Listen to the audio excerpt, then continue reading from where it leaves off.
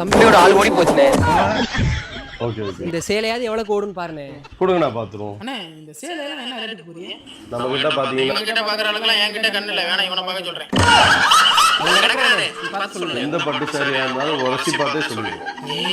அண்ணே நல்லா உரசுவா இருக்கும்லடா.